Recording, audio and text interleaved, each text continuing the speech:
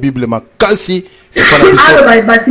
papa na biso Odom Pambo azali pe mama na biso Feza azali oloba batimani ni oyo ba combattant ba bukaki oyo ba bebisaki batimani ni évêque Mukuna akoloba batimani ni awa tomona kat na mboka France bandimi ya mama Olange bango moko basali grand désordre.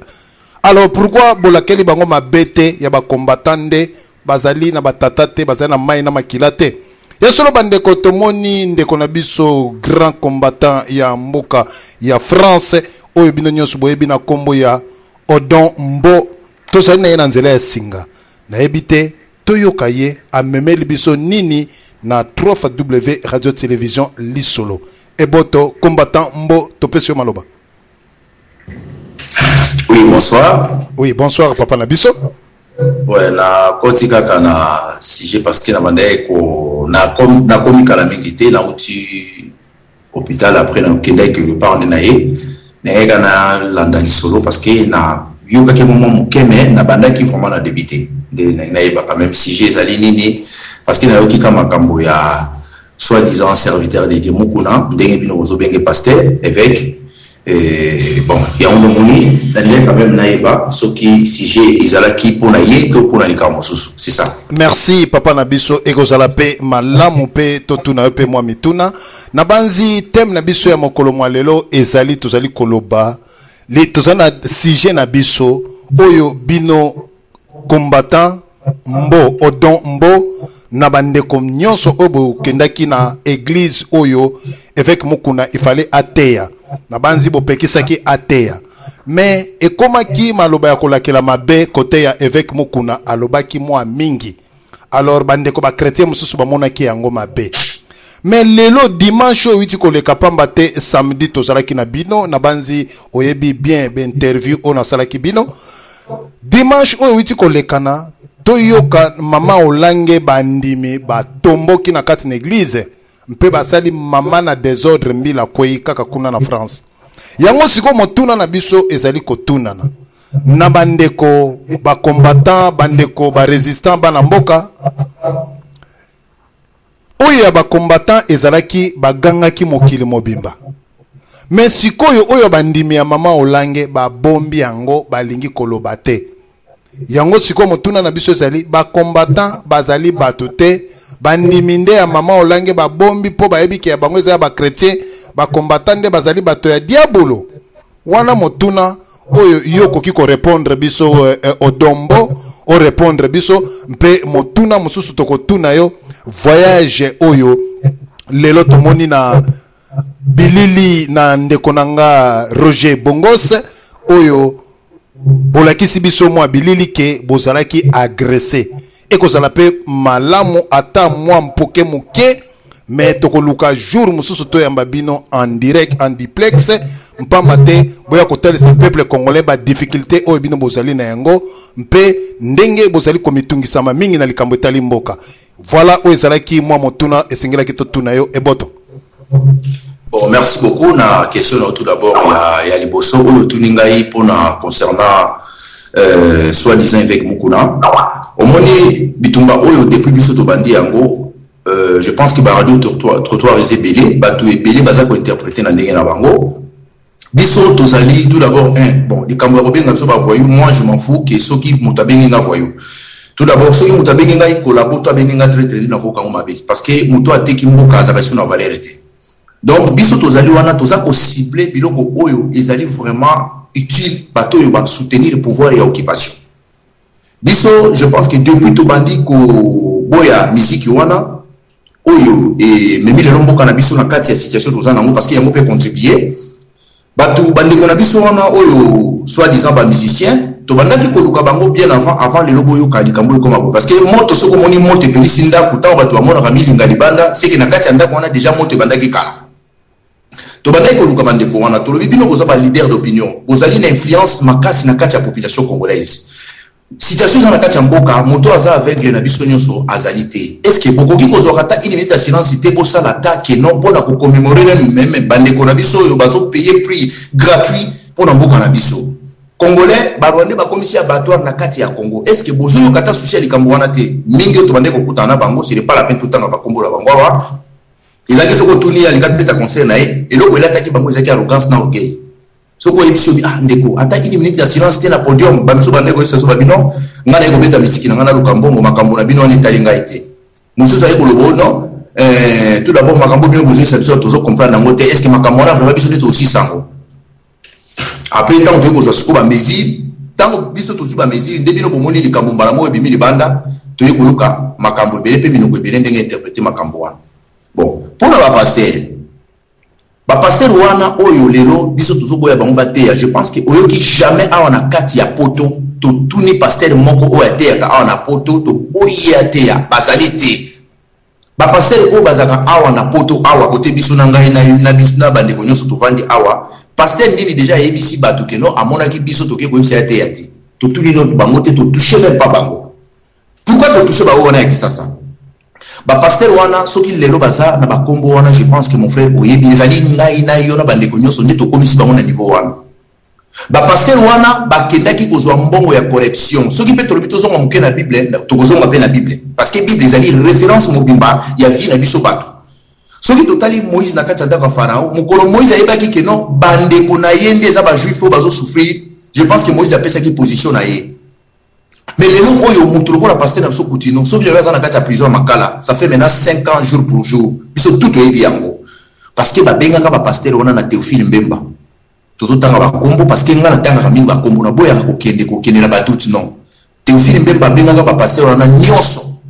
Ayebisi bango abi omoni mutoyo azar rwandais. Siko ekomi tana biso ya kolia, bozala ba enveloppe na $100,000 par mois pour zala na salaire na bino. Omoni bino ndenge boza wana masse eza sima na bino il faut boyer de sabato wana que toute autorité vient de Dieu pe boye étouffer peuple tomboka te parce que ba rimere komi kobima wana anatanda ba keneno koluka zoba limbisanga na terre mais zoba wana ya mama na soi disant sifa andi makiye mutabota ki kanambe ba lukaki ba pasteur ba pesi ba mbongo tant ba pesi ba pasteur ba mbongo continuons les seuls pasteurs oyo alekaki na chaîne na télévision aloba ke no to uti réunion sauf ngani na $100,000 te bango nyonso bazui. Tout un coup, bango ba sal ba to ba contredire makambo kutino bango ba leki na télévision ba bino biso toza ba politicien te tozali apolitique tout d'abord passer la compte à la politique te mon frère mais on est un mensonge ceux qui totali Daniel na Babylone tant la ba na Israël na Irak Daniel azali serviteur de Dieu mais à côté politique tango roi David abomaki iri na bitumba azwaki mosi ya iri abimaki na mosi ya iri mosi ya iri zemi muto ayeki koyebisa roi David que non moi si ezana mutu moko azana banyamebele mais ezana mutu moko azana nyama moko mutu azana banyamebele wana convoitise esaliye aluli kaka nyama ya mutu wana moko azwi nyama na epe azwi mutu wana bomiye roi David ayebisi mosali wana abi mais mutu wana aza mutu ifo baboma serviteur de Dieu na ayebisi abi non eza nde yo parce que yo ozana basi ebele mais otiki mwasi na yo otiki basi no ebele olandika mwasi ya iri pe obomisi iri na bitumba. Je pense que roi David akweyaki na sa kotaki mabondele mpo nzambe alimbisa ye mais mon frère bato wana oyo bino bozobenga lelo bango ba serviteur de Dieu soi disant parce que ngai pala na ria bango na kombo wana bato wana au moment oyo bapesi bango mbongo ebele na kanambe balobi ke non bokende bozwa mbongo oyo bokende koétouffer peuple congolais bokotisa bango sur na libuno na souffrance nayebisa question moko lelo na expliquer na radio le roi lelo naleki na radio nameka ko faire éclaircir makambo ebele bocomprendre mutu lokola Tizami na Kakenza muku na Sonika Futa Ngalasi Kutino baleki na machine na bango na télévision mbala moko do basali loko moko simultanément mbala moko na kati ya capitale avec des $100,000 na maboko na bango babi bande kutana tuti réunion mbongo bapesi biso babito de sano ke nzamba ko sala tout autorité vient de dire bali mutu na za rwandais na ndenge to fait sabino boto kutana victoire ngana lobi ke to kutana na rompo ngaba mususu babito kutana kitamo magasin to zo kene kolanda bato wana obali babe samboka mon frère le même jour kana bandaka na biloko na ke Rwanda bato wana bazaki na influence ya kolongola Rwandais wana sans même Rwandais wana aksa la doute mutu déjà baye ko pesa bapesi bino déjà accès ki baisi bino ki mutu aza étranger bino wa de soka nombongo bolia na bino mbongo bote ya bato wana tout autorité vient de Dieu mais mon frère ezali pouvoir mon papa pesa ki bango mais bato wana bazui bambongo wana bavandi nie balobi ke non passer la compte à la politique te biso toza ba apolitique o kutuna kembangu yo il fallait que na ngona di kamba tous les place wana les autres ko se retrouver comme ba député les autres se retrouver comme ba conseiller spécial ba conseiller ya matière soki ya nini na éviter ya politique kanambe mon frère mais bato wana soki ba église na monjo ça la plaine ezali peuple congolais bato wana so balata ba costume na ba vie na bango ba cravate ezali peuple congolais pourquoi peuple wana bango bazui peuple ba tiki peuple na délige Et en plus, tout d'abord, ils va encourager, ils vont continuer toujours au cosa, qu'on escroquer bateau. Donc, on est basé dans escroc, à part non de traiter mon traître, basé dans escroquer nation.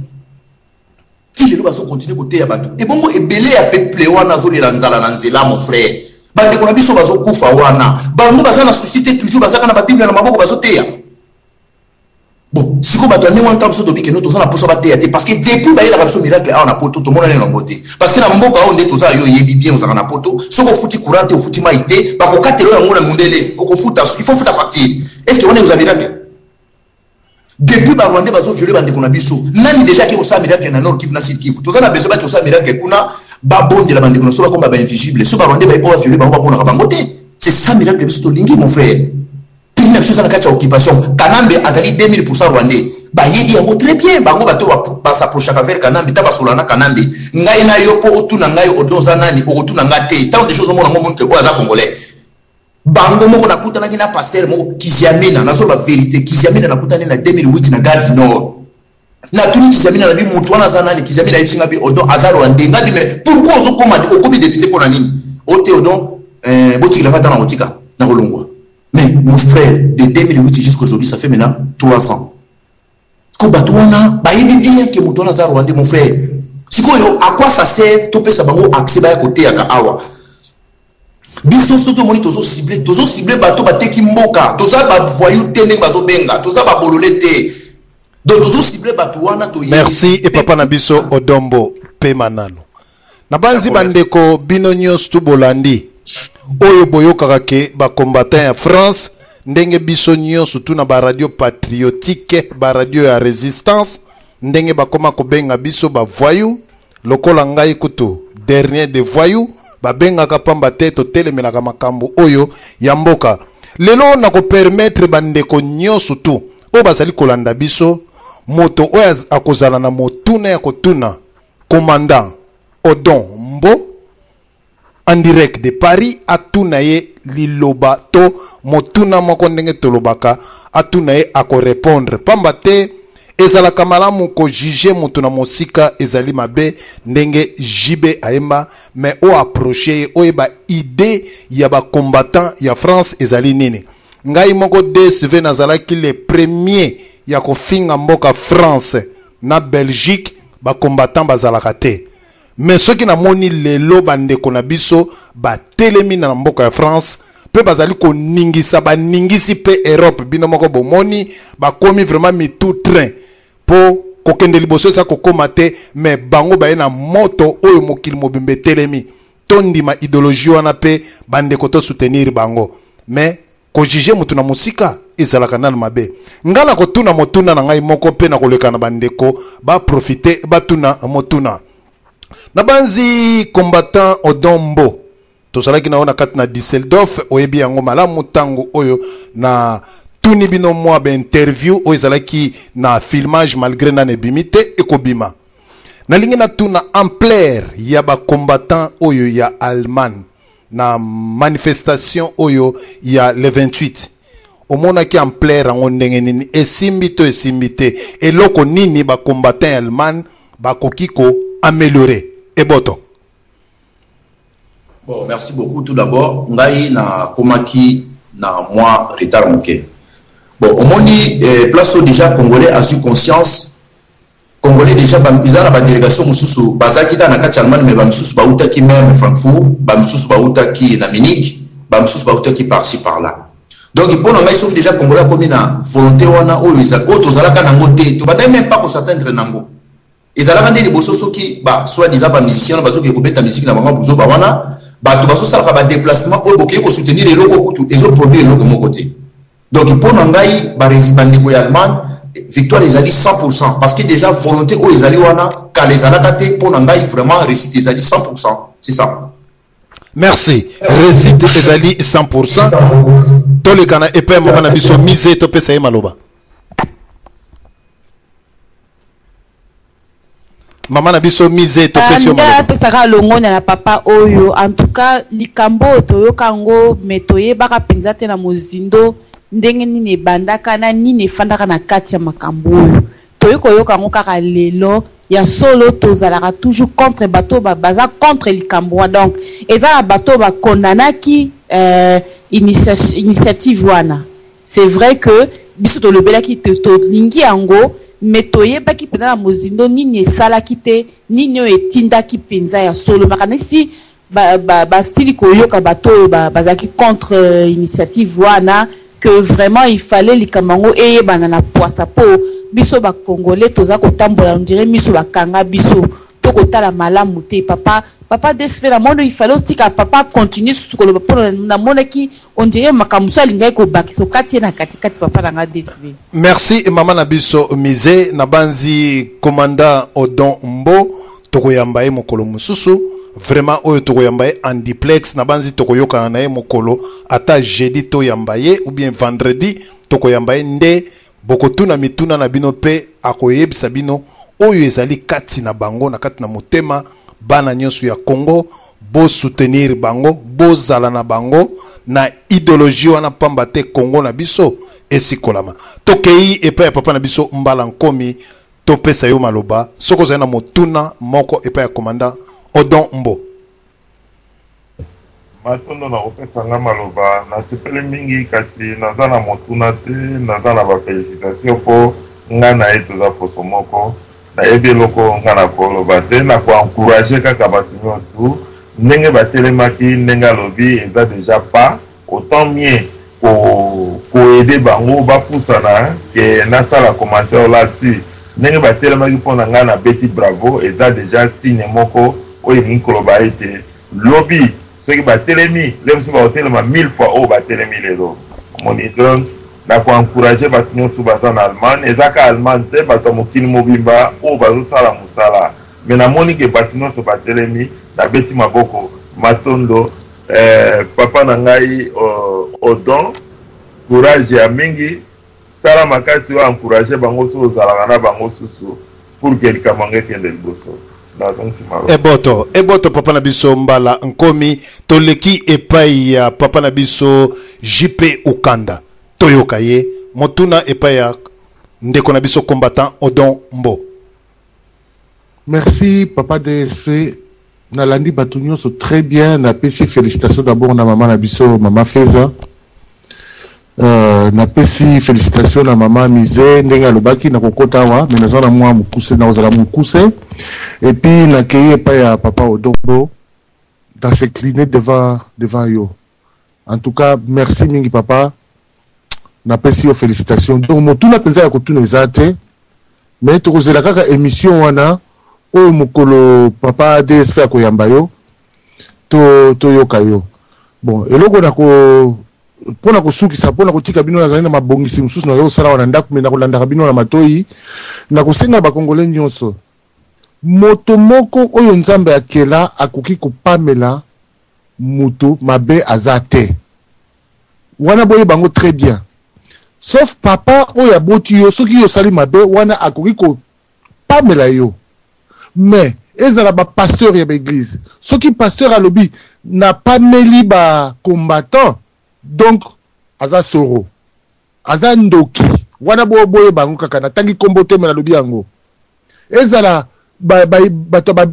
magablo basali wana soki mutu moko alobi na pameli mutu boye jamais puisque Jésus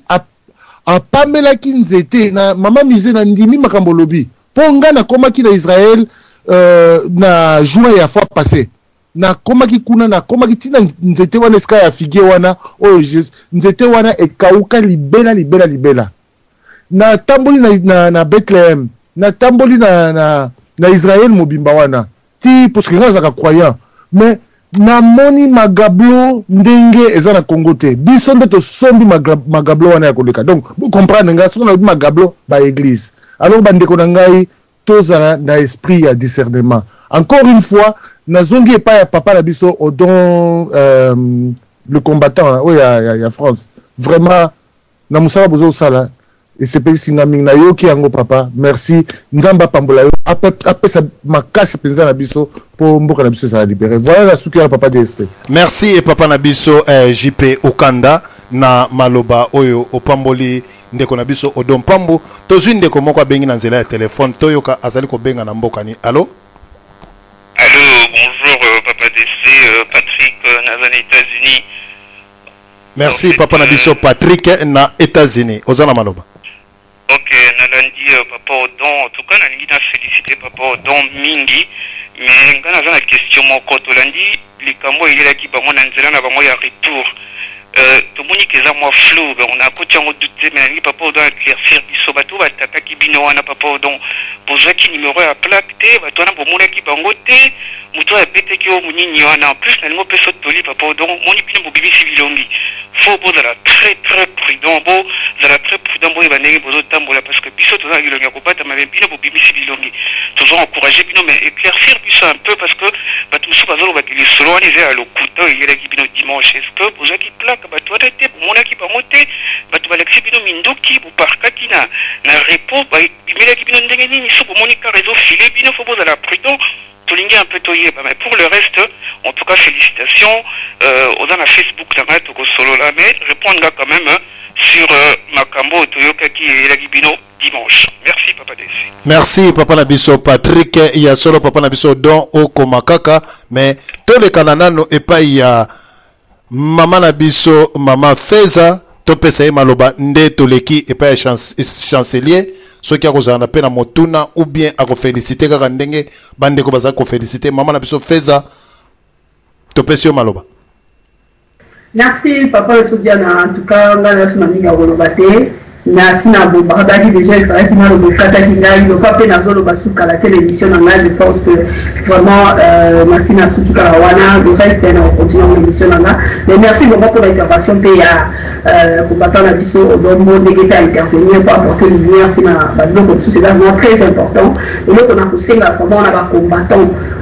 travail à sensibilisation et ça dit travail beaucoup il faut ça les vraiment partout donc il faut que nous puissions affronter ma place tout ça va peut-être dans la compréhension ce qui au lieu pour le bien et vous allez bien apporter lumière comme ça va vous dans la compréhension moi vous allez vraiment malade mon papa au Dombo ça mais pour moi pas parce que vous êtes vraiment mobilisateur et je pense que nous sommes mobilisateurs donc vous avez la frontière de passer partout pour nous passer message na yo peuple de Dieu va ça a besoin de nous surtout ba congolais va ça na indécis va ça comprendre comité ba na ça pour vraiment mon na yo exactement pour la musa quoi on va na ba vraiment ceux qui nous talent le quoi plus pour que encourager on va y papa on doit la musa kanga na makabo merci Maman Nabiso Maman Feza à télévisateur biso vraiment donc nzamba pambola et à mobiliser plus nzambe apambola Papa Nabiso Odombo pe na bandeko na biso nyonso tu ba Roger Bongo se bandeko na biso ba Général de Gaulle ba Volcan bango nyonso bazali ko bundela mboka tokende nano epa ya Papa Nabiso chancelier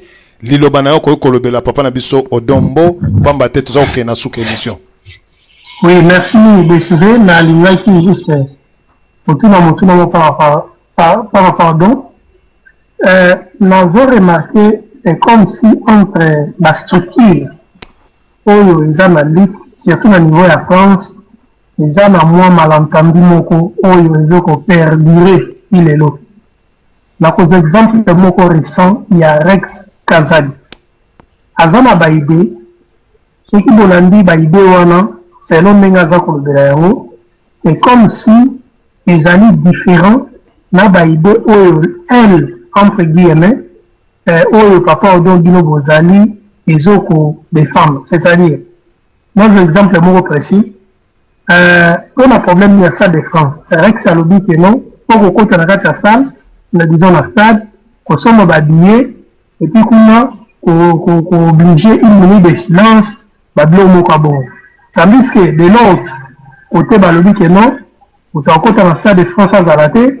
faut qu'on soit la blocus dans le banda, on a évité divergence de vues. Et puis, dans l'anda qui a zolo, pour la première, il y a interruption de concert. Donc, il veut un peu qu'on ne plus loin qu'on y est, pourquoi on va interdire, on a un bêta, donc, c'est comme si on a posé mon moquet préalable par rapport à son mouvement, ma combat au niveau de la France. On a évité coordination ya bakura nyonso wana ezali ndenge nini. Merci. Merci papa na biso chancelier. Na banzi lelo na mituna ya bandeko nyonso bokotuna na banzi papa na biso Odombo tokopesa ye kaka liloba oyo ye akolobela ba congolais pona suka. Pamba te lelo ezalaki jour ma prévu to yamba yete malgré koti pona makambo etali mboka me bandeko boloba oyo bako féliciter oyo bakotuna mituna nde tokosala programme to yamba papa na biso Odombo na mokolo mwa jeudi nde tokoyamba ye soki ba possibilité epesami nde tokoyamba ye bokoya na mituna na bino nde bokotuna oyo nyonso bosengeli ako répondre bino toleki epa ya kulutu Zambwana Joachim nde tosuki na ndoi na yo Odon Mpambu kulutu na biso Zambwana topesi yo maloba. Ya merci mingi ndeko Odon Ndi Bompia mutoza les grands combattants kuna biso nyonso tolandaka yo d'abord biso nyonso za ko féliciter bino parce que musala boza ko sala eza musala ya risque ya makasi surtout zo ndeka na ba pays o ezali ke ba droit eza partout police eza partout mais bozo tia ba vie na bino d'abord ya Congo kutuna noté mais ya poto na danger parce que biso za na poto biso zo na États-Unis to yebi que signifie comme ya menacer mutu na ba place ezali ke ba caméra ba makambo ebele ezali vraiment une grande félicitation.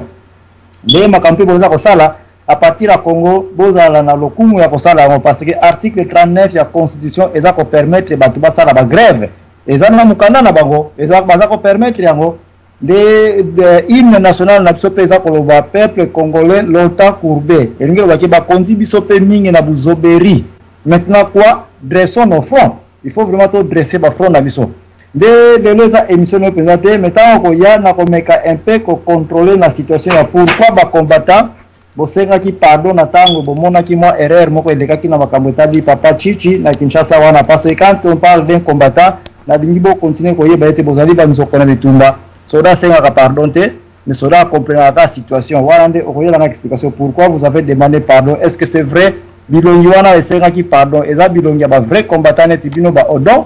ou bien bateau baza komi mona bakomi ba intellectuel ba ko senga pardon na era manifestation za ko mona ba honte parce que apparemment bateau wana ba ko bataza ko fingira bateau sont des voyous et puis ba honte ba ko senga pardon. Merci kulutu na biso Zambwana to komi vraiment na suka émission na biso to le kana epa ya Odon Mpambu to pesa epe moi minute muke ye soki ako féliciter ndoi na ye Odombo soki pe akotuna mituna mais Odombo ako répondre na ba mituna oya bande côté pamba teto komi vraiment na suka mama na biso feza akokota vraiment toyoka Odon Mpambu maloba epai na yo. Ah, merci DSV na nina on a félicité maman feza parce que thème na jotela biso to komi na suka je pense que to te ami penza et rien à dire rien à discuter parce que to éclaircir tout. Omoni DSV na lobelo moko omoni ngai tana ko lobaka mingi na radio pour na landaka news ya mboka nanga na zali partout na kota top Congo ni so na bimina oya ki na koti na internet si par-ci par-là na zui ba information tant na zo ko sola na yebi ke na déjà informé. Je pense que lelo papa na ngai Odombo ndoi ngana ko beta mafimbo apamba pona kombo parce que avant-hier na recevoir ba message ebele na Skype ba o féliciter yo ba lobi papa ba kasaki ngai ba papa aux espoir ya lobby pona mboka wana to bosa na yo te na nyoso zo sala ba jaloux ba ebele mais orolonga mais si bango ezanga te ngana za na Londres wana Odombo boke na pena ba prénom oboye ba rapena soki ndanya za nani alors abi ate ya yo te mais zwaka lipambola Jacob malgré na baki amen mais na beki eza yonde mtolita na senga ba congolais boy so ibo moni ba tata o ba binisi bilongi na bango bazo zwa risque na ba famille na bango mais congolais il faut iba ko féliciter bato Marco na biso nyonso ya ba netinga na loba veti netinga boy na ko binisi longi boy te na loba nde bamba o loba jamais to loba pena ba radio vérité pour mingi ba batama ba bati bilongi to féliciter bango to banga bazo sala nzamba za na bango et loko na ko sukisa DSV il faut tout tika makambo ya ko juger na musika oyoki te e mutu bo aleki na modi ba combattant il faut tala oyoka bango na balobaka nini ba argument nini bazana ngo pe ba pekisa nini avant mutu ya ko affronter bango basala acte mais biso ba congolais to yebi ko condamner directement oyoka mutu te oyebi idéologie wana te non bazayo bana ba Facebook bana ba Skype so comment il peut me passer benga ndeko no comment eloko eleka ki boy pourquoi loba ki boy boy ako expliquer c'est tout. alors nzamba pambolo papa odondoi mais na kosenga olongola mwa eloko mosusu mpo mokosusu nga ndoi na ozwa fimbo apamba me tanto otalaka me mpo na mboka tosani ata na vimbi me yaka mpo na mboka eboto desive nazongisi maloba eboto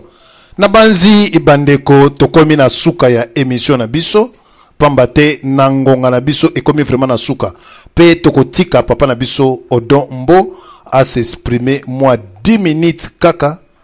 après to clôturer émission na biso maman na biso feza bolimbisi na moi 10 minutes o tokoyiba yo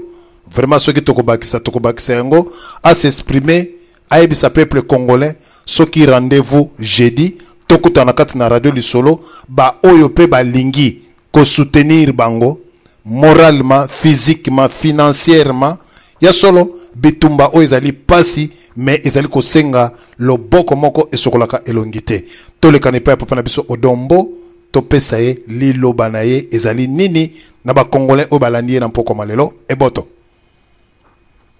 Merci na ndenge mopesi ngai so maloba de kolanga DSV. Na ina répondre na mutuna ya papa na biso chancelier, je pense que déjà qui concernant ndenge atuna ki pona ndeko moko ndenge azoloba ke to mekano kotala nani bisike kozonga nani boye.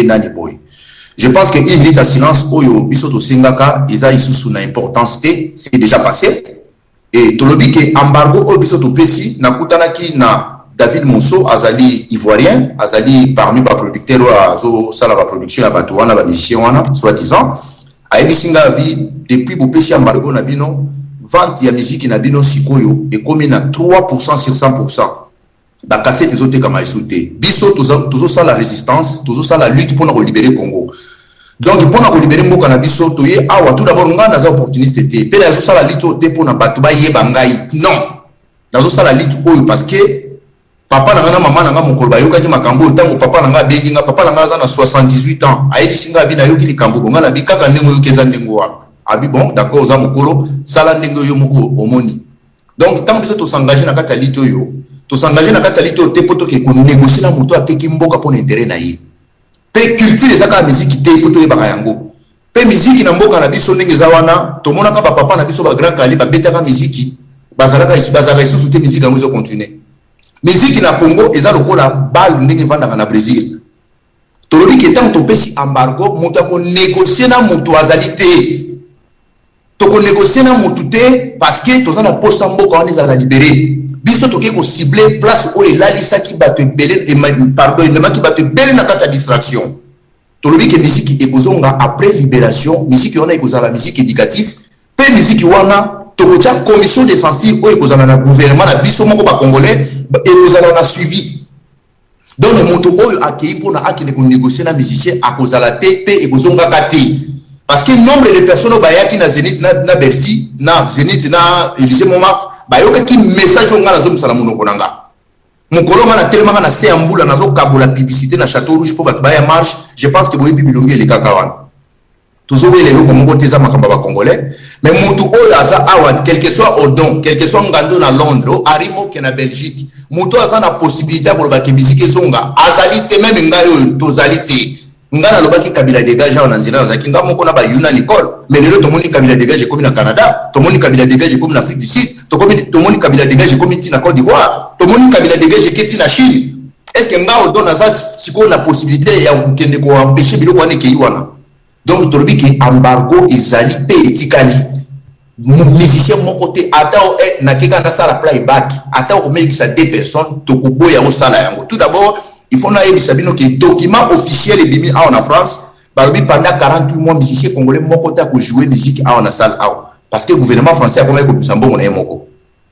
to dit que to négocier na mutu mon côté o ya teki mboka likolo intérêt na ye tout d'abord il faut nous so ba congolais to ba yango mabeli et ça l'importance moko ya masikité okoki kozanga tout na mokili mais bazanga ka mabeli te bato wana tamba ke ko soutenir politique Kanambe mona Christophe Kanambe mutatina ki bango azala kité. Tout d'abord, autant le langage à bateau, babani qui bango zabasi andumba, bisa la place ma isochola. Nous tous comme bande qu'on a eu la place ma isochola.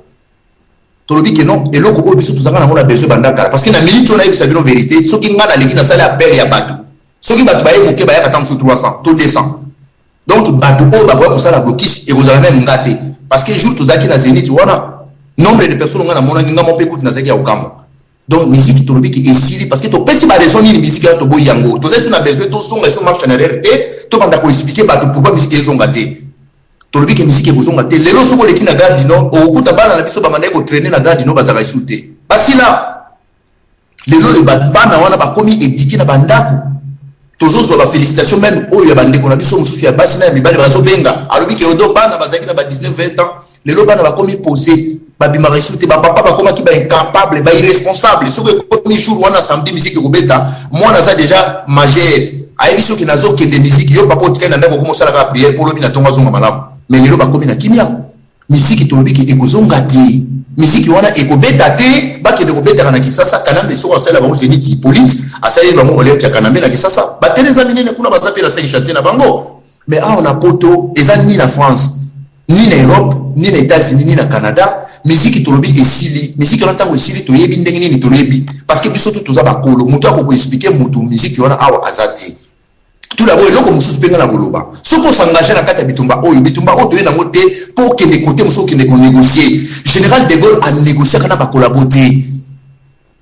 mususu o bazaka na kati ya France au pendant la seconde guerre mondiale général de Gaulle a bomaka plus de 30 000 personnes après libération en France. Je pense que tout ça la batte belé tout ça il faut tout temps à ba livre mutu ateki mabele pour mboka na ye ateki pour intérêt pour na libumu na ye parce que la ressource na na négociation te ngana kati masolo oyo nazali vraiment radical ya liboma naza pour négocier te pour ba mbongo ebele oyo Kanambe a proposé ngaso nazaki le koso wana je samno vérité Jeannette Kanambe obino bobenga ka Jeannette Kabila soit disant ba mbongo ebele oyo a proposé nga pour na tika makambo so nazaki le koso mbele déjà na zuya mope bokali na kangi monoko na kala likambo ebande ko na biso makile tangi bande ko na biso basili tokoki kotika yango te soko moni mutu aye na kati ya combat za na besoin de négociation il faut que le kambo yeba ya za nani parce que bitumba o tozo sala ngote ke toza ba star te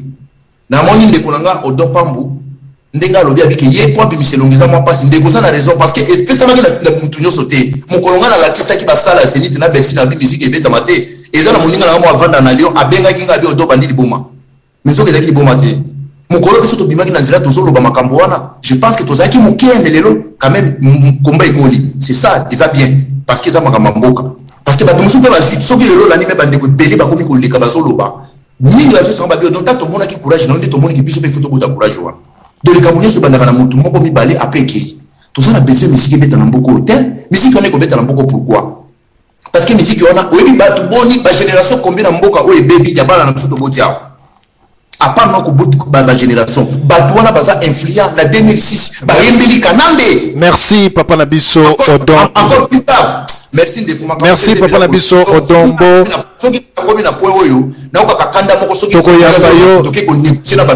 Tokoyamba yo mokolo mosusu pambate olobela peuple congolais ba comprendre Odombo azali combattant oya solo ou bien azali moto oyo azali koluka komiyeba na ba Facebook soit na bilili pambate bandeko bazali pe kotuna mingi boyebi na kati na bitumba babomi bazalaka pe mingi bakolinga yo batu bakolinga yo bakozala mingi oyo pe bakozala contre yo bakozala mingi mais souci na biso kaka libération ya peuple congolais pambate tokozala toujours